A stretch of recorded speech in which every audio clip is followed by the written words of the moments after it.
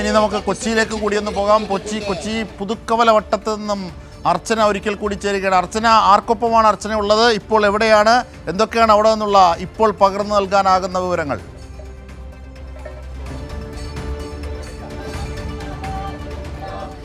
അജിംഷാദ്, ആവേശം അതിന്റെ കൊടുമുടിയിൽ എത്തിയിരിക്കുകയാണ്. നമ്മളിപ്പോൾ പുതുക്കലവട്ടത്തെ കൊച്ചി കോർപ്പറേഷനിലെ പുതുക്കലവട്ടം LDF സ്ഥാനാർത്ഥിയോടൊപ്പമാണ്. ഗിരീഷ് രാവിലെ മുതൽ പ്രചരണത്തിലായിരുന്നു. ഇപ്പോൾ ഇതാ പരസ്യ പ്രചരണം അവസാനിക്കാൻ പോകുമ്പോൾ അതിന്റെ ആവേശത്തിലും ആത്മവിശ്വാസത്തിലുമാണ് സ്ഥാനാർത്ഥികളെല്ലാം. ഇപ്പോൾ ഇവിടെ നിന്നും റോഡ് ഷോയായി പര്യടനം തുടങ്ങുകയാണ്. ഇവിടെ കറുകപ്പള്ളി ജംഗ്ഷനിലാണ് ഇത് അവസാനിക്കുക. അവിടെ ആവേശോജ്വലമായ ഈ പരസ്യ പ്രചരണത്തിന്റെ കലാശക്കൊട്ടാണ് അവിടെ ഉണ്ടാകുക.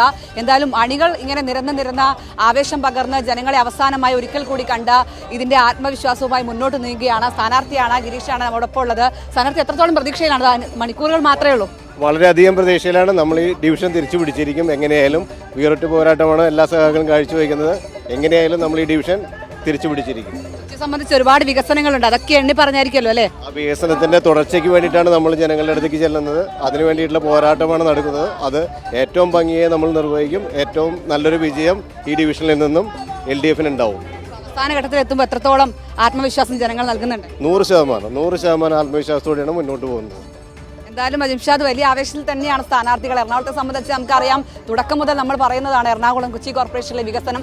അത് തന്നെയാണ് സ്ഥാനാർത്ഥികളെല്ലാം തന്നെ ഈ തെരഞ്ഞെടുപ്പ് പ്രചരണത്തിലെല്ലാം തന്നെ ആയുധമാക്കിയതും ജനങ്ങളിലേക്ക് എത്തിക്കാൻ ശ്രമിച്ചതും. അതുകൊണ്ട് തന്നെ അതിൻ്റെ ആവേശം, ആത്മവിശ്വാസം സ്ഥാനാർത്ഥികളെല്ലാം ഉണ്ട്.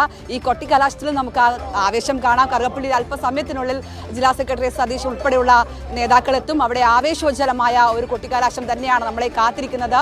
ഓരോ ഡിവിഷനിൽ നിന്ന് ഇങ്ങനെ സ്ഥാനാർത്ഥികൾ റോഡ് ഷോയായി പര്യടനം നടത്തും.